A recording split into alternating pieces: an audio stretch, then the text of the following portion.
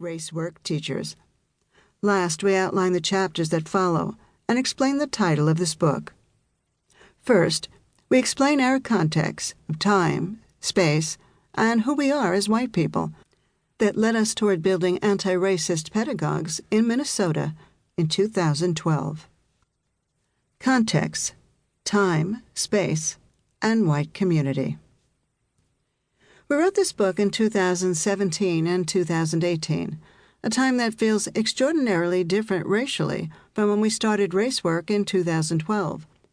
In 2012, we were nearing the end of Barack Obama's first term as the first black and non-white president of the United States.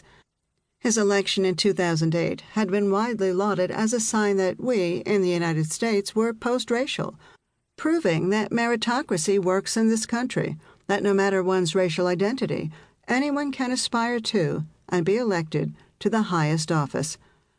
Of course, this assertion itself was highly racialized, with many more white people asserting a post-racial stance than people of color or indigenous people.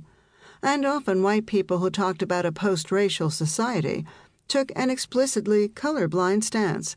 It is not necessary, or even polite, to acknowledge race and the legacies of racial oppression.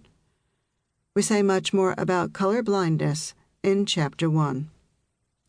In the years that followed, though, the lie of a supposed post-racial society continued to be challenged overtly, just as it had always been in communities of color. High-profile killings of black people, Sandra Bland, Michael Brown, Philando Castile, Eric Garner, Freddie Gray, Ayanna Jones, Trayvon Martin, Tamir Rice, Walter Scott, and too many more, by police while in police custody, or extrajudicially, along with the frequent legal exoneration of those involved, led to the creation of the international but decentralized movement Black Lives Matter in 2013. Social media brought us news nearly daily of racialized oppression.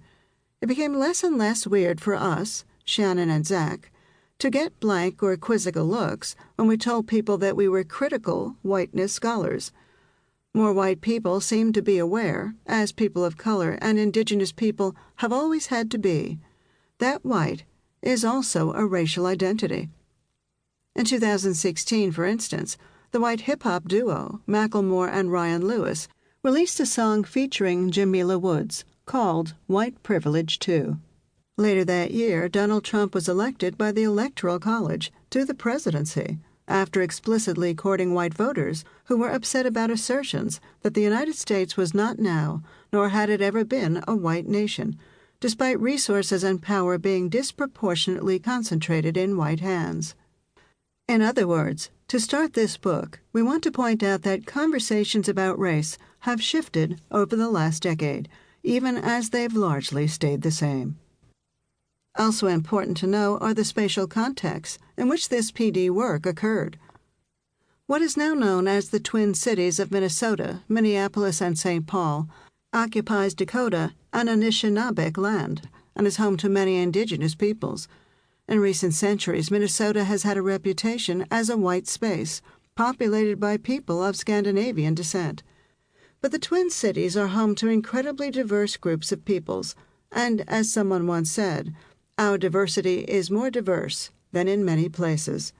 For instance, the St. Paul area is home to one of the world's largest Hmong populations, who immigrated there after the 1960s, 1970s war in Southeast Asia, Vietnam, and Laos. The area is also home to one of the world's largest Somali diasporas, with between 40,000 and 80,000 people of Somali descent.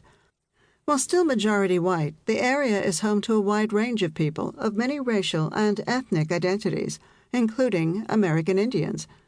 Yet, as in other metropolitan areas across the country, neighborhoods, and thus schools, are quite often segregated.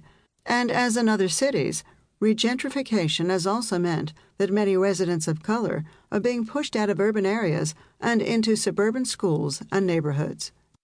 But despite our diversity, most white people in the area aren't any better at talking about this, and particularly about what it means to be white.